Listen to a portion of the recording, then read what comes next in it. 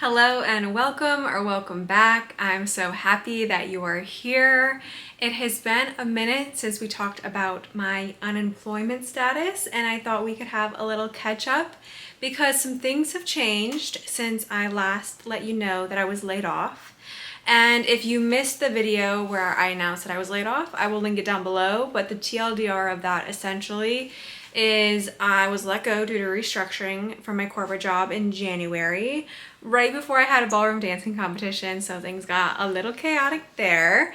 And in that video, I just kind of went into what I hoped for this next season of my life as I was entering unemployment, and I outlined the major important parts are that I didn't want to immediately look for a full-time job, and I wanted to focus on making the bulk of my income from being a freelance book editor, focusing particularly on developmental editing for romance novels. So, with that being said, I have changed my plans a little bit, and I do not plan to focus on being a freelance book editor anymore.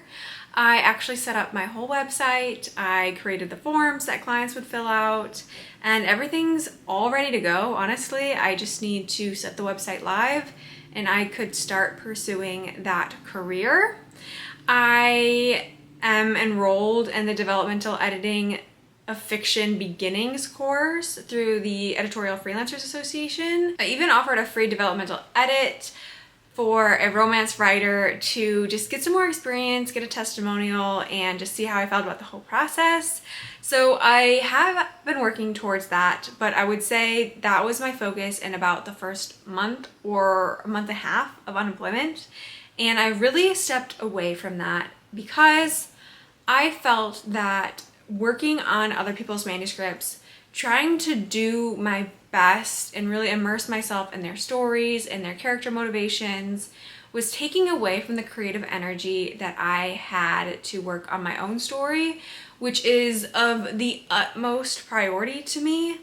Obviously, I'm not making income from that. I'm simply writing a book, which is a very solitary endeavor and one that does not produce immediate income, maybe for years and years and years. So it was hard to put that on my list of priorities. However, it really is as far as things that creatively fulfill me. So I didn't love how strained I felt mentally from working on multiple stories at one time. And so I was like, you know what? I love books, I love editing, but I think for where I'm at as a writer, pursuing that right now just doesn't feel like the appropriate timing. I'm not saying that I wouldn't enjoy doing that down the road, because I think I honestly would. I just think as a beginner writer and somebody who's really trying to finish my book, my first book, I want to put my attention there. So with that being said, I already nixed my first major income source. But with that being said, because I wasn't pursuing anything that was gonna immediately make me income, I did also quit ballroom dancing, which has been a very big passion of mine for the last few years. I wouldn't even say it's been a hobby. It's been something I've dedicated myself towards. I've taken multiple lessons a week, coachings, I've been competing and really dedicating myself towards the sport. However, it's very expensive to ballroom dance in general, but especially competitively at a pro-am level, which means you pay your instructor to dance as your partner at competitions. So very expensive. You're paying for their travel, their food, their fees to compete, and it just was too much for me not making income to be continuing to do that as much as I loved it. So I did, in realizing that I'm not going to be making immediate income, I decided to step away from that hobby for the time being. Again, kind of the same sentiment. I don't know what the future holds. I don't know where I'll be in 5 months, 5 years. I think that dance is something I would love to continue to do. And in fact, I have been taking lessons at a, I don't want to say community center, it's not a community center, but I've been taking lessons at a different dance studio just to continue dancing, not ballroom, but I think that that's important to maintain. So I've been doing group lessons, which are much less expensive. And I do think that there is potentially a world in which I will get back to ballroom, depending on how things pan out for me financially and what that looks like. But it's too hard for me to really tell right now. So those are two major changes. But I want to get to how I plan to make income in the future. And that really comes down to my product-based small business I've had for the last year. I've ran it primarily through Etsy, and I've seen some initial success on Etsy, but I've never really given it my full attention because I have been working full time. So I have decided to put a little bit more effort into marketing, using social media. I hadn't done any really social media marketing for it, so I started to do that. I have polished my website, so I'm not relying just on Etsy because it can be a little bit higher on the fees. And also it's just, you know, having your own website really builds your own personal brand. And if I'm going to be promoting my brand on social media, I want to be able to promote it to the website versus just Etsy. And so I've been working on that, expanding my product line. And also a very big part of that has been very time consuming for the last 2 months is I've been so curious to try craft fairs. And in April, so this month, it's currently April 29th, I believe. Yeah, it's April 29th. So this month I did my first craft fair.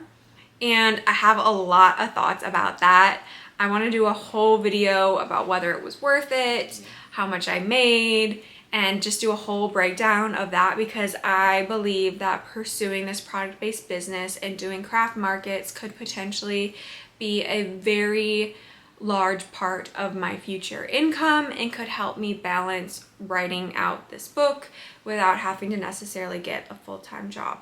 Which leads me to my next point of full-time work, how I felt about that in the last video and how I'm feeling now, which I would say is kind of stayed the same.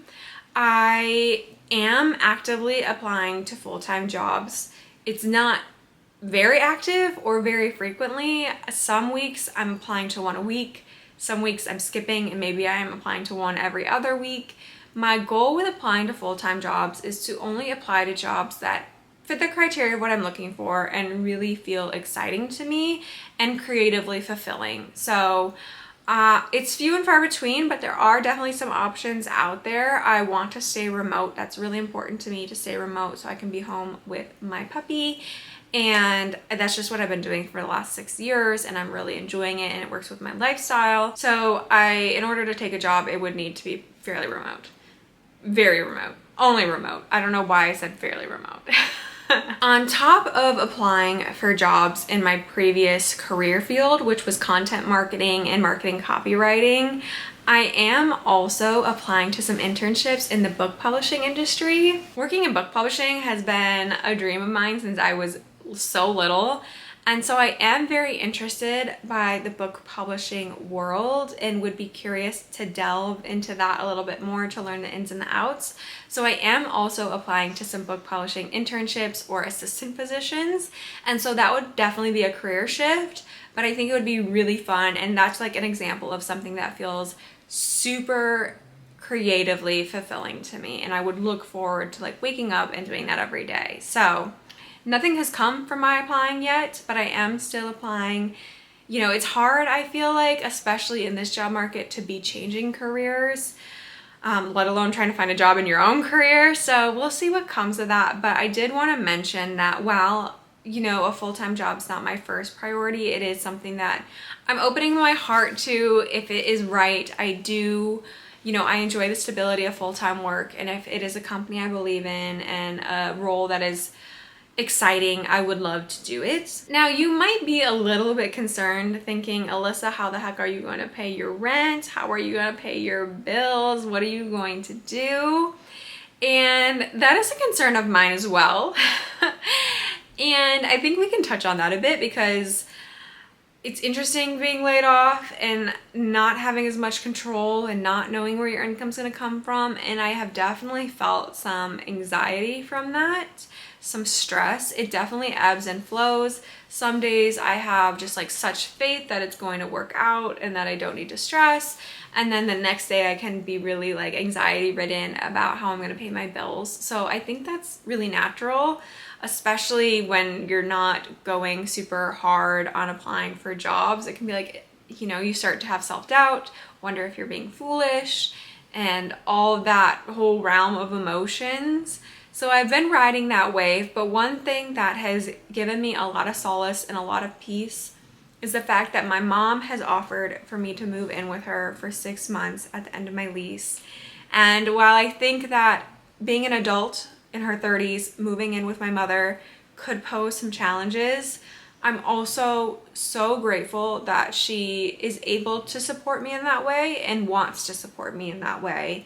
So I know that not everybody has family that can be a safety net like that, and I do not take it for granted. So that is also something that I'm really actively considering, because if it allows me to pursue my creative dreams and goals and hold out a little bit longer from taking something that I might not be interested in full time, then I think that is such a gift and a blessing, and I want to be open to that. So that is why I am not more stressed and more anxious. And it is not lost on me what a luxury that really is. But with that being said, I think those are all my major updates. I know that was a lot to unpack, but that's kind of where I'm at 3 months into the game. I am pursuing this product-based business. I'm enjoying the adventure of trying out craft fairs. I've only tried out one, but spoiler, I am going to try out more.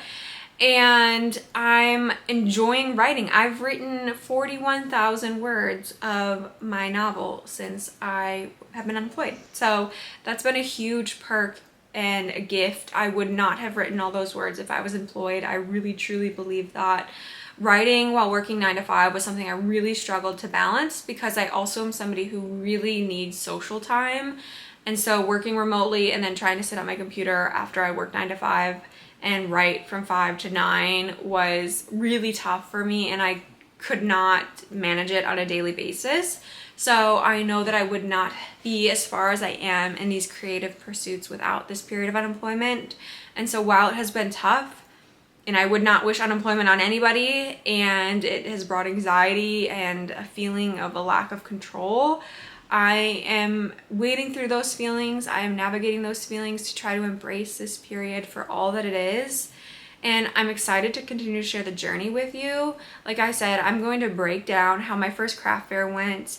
And I would like to also do some quarterly income reports, because while my channel is primarily focused on writing my book, I also believe that building this creative lifestyle is part of me being able to write my books more frequently and at a deeper level. So I think it's all really related, and it's something that's really interesting to me, just building a creative life. So if that sounds interesting to you, leave a thumbs up emoji in the comments below. You can go ahead and like this video as well if you enjoyed it. I appreciate your support so much during this time. Thank you so much for being here, and I will talk to you soon.